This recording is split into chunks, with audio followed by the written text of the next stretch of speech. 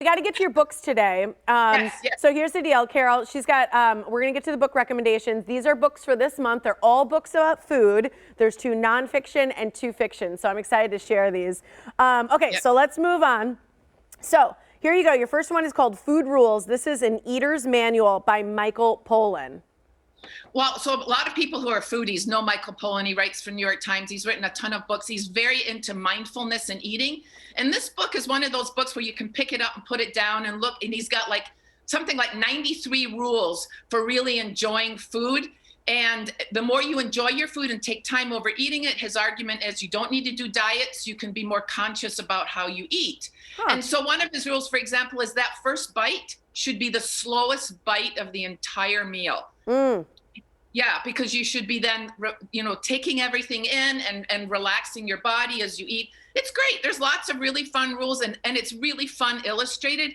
I think it'd be a great gift for somebody who's a foodie in your life. Really, That's really cute. fun. I love that Yeah. idea. It reminds me of like people who take time to pray or give thanks or be grateful for food before they eat it. Yeah. There's a slowness and appreciation to it. So I like that. I might pick that up myself. Yeah, I think you'd really like it. Yeah. Okay. The next one is The Rise, and this is by Marcus Samuelsson. Yeah, so if you watch Chopped or a lot of the food shows on Food Network, Marcus Samuelsson is one of the really most interesting chefs. So I think this is actually his first book, beautifully illustrated with photographs, but it's all about Black food, soul food. But his argument is it's not just one kind of food.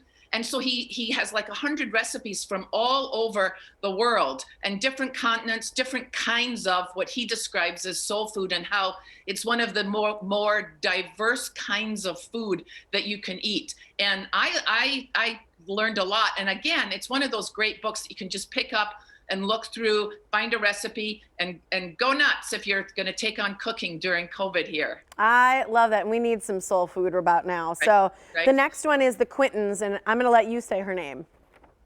So this is Maeve Binchy, and Okay. she's an Irish writer. And this is really excellent. I think this book is not new, but it's one of my favorites. And I just recommended it to a friend who was looking for something about food. And Quentins is the name of a restaurant that actually occurs in a lot of Binchy's books. So if you're a reader of hers, you know Quentins, the restaurant. And this is a history of that restaurant. It's food, the customers, the serving staff. It's a really warm and fuzzy, delicious book to read. Well, speaking of delicious, that's the name of your last one. It's delicious. And this is by Ruth. How do you say her last name? Rachel? I think it's Reichel. Okay. Yeah, it's Reichel. She's a food blogger, and I had never read any of her full-length books. I think she's got a couple of memoirs that people have enjoyed. But this is about her. It's fiction. It's a novel. It's about a young reporter who goes to work for like a gourmet magazine. The magazine in this case is called Delicious, and so you get lots of insights, peeks at what it's like to be a food writer. But there's some mystery in this one and a little bit of romance. She discovers some letters from a famous old chef, and it was just a lovely, lovely book. And I was glad I discovered it. Oh, I love all of these, and I love the cooking you're doing. So will you share it even on our Facebook page and your own? Look, I will do that. I always share the review of our books, my books anyway, so that viewers can find them. And I'll just tuck in the recipe in there too. Lovely. Thank you so much for joining me, Carole.